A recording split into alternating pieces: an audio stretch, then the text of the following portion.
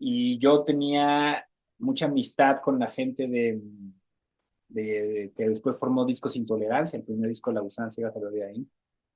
Y ellos, Carlos Valraven, él me conocía porque yo era amigo de muchas bandas, pero era el baterista que no tenía banda, pero era amigo de muchas bandas que tocaban en Rocotitlán, ¿no? O sea, que tocaban ahí, de Guillotina en aquel entonces, como te digo, esos amigos de Coda los conocí, pues tenía ya la amistad con los amantes de Lola, pero no tenía yo una banda, no tenía otro proyecto. Y Carlos Valraven, que ya había trabajado con La Gusana y que me conocía, un día me dijo, toma, y me dio el teléfono de Daniel y me dijo, hola, Daniel, y curiosamente, Javier, yo estaba en Europa y me encontré a este cuate que te estoy diciendo que iba de gira con otra banda en Europa.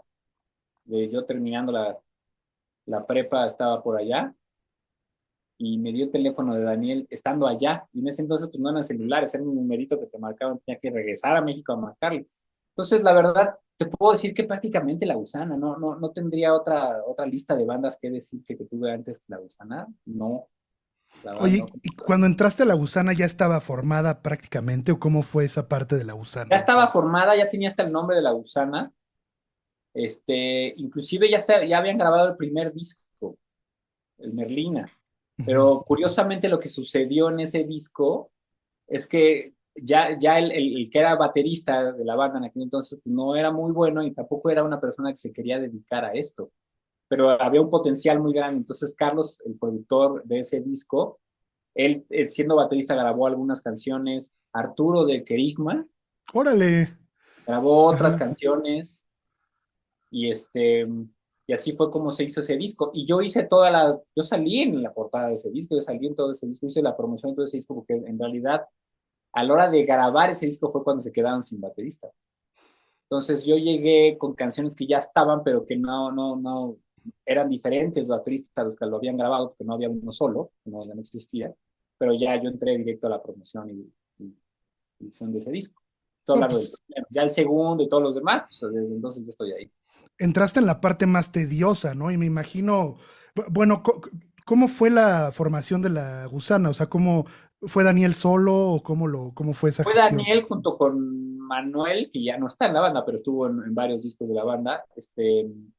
Ellos sí empezaron en la prepa y tenían una banda de covers y luego un día Daniel trajo unas canciones que había compuesto y unos como que se fueron saliendo de la banda, como que no les gustó la idea de que Daniel empezara a componer y se fueron saliendo de la banda hasta que se quedó Manuel y durante mucho tiempo La Gusana Ciega fue un trío, hasta La Gusana Ciega mucho tiempo era guitarra, bajo y batería, y Daniel tocando la guitarra y cantando. Entonces, durante mucho tiempo estuvimos funcionando como un trío. Entonces, la formación fue en la prepa, una banda de covers, y Daniel empezó a componer y empezó a decir, bueno, ahora ya no quiero más covers, aquí traigo unas ideas.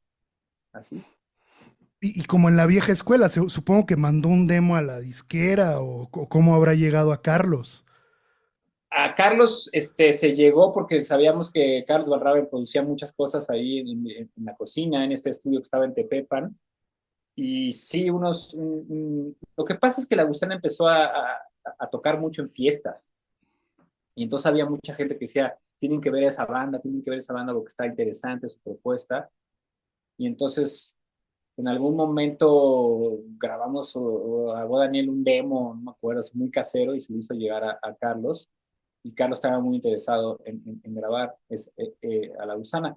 Porque además te estoy hablando de una época en la que dejó de haber como bandas con ese tipo de género, por así decirlo, sobre todo en la Ciudad de México. Y cuando La Gusana Ciega empezó, en México había muchísimo ska, y lo que estaba empezando a ser más como mainstream, por así decirlo, era el hip hop, o sea, eran bandas que tocaban un género más hip hop o ska. Entonces, las bandas de rock melódico como La Gusana Ciega, a la gente ya no les gustaba, pero a Carlos sí.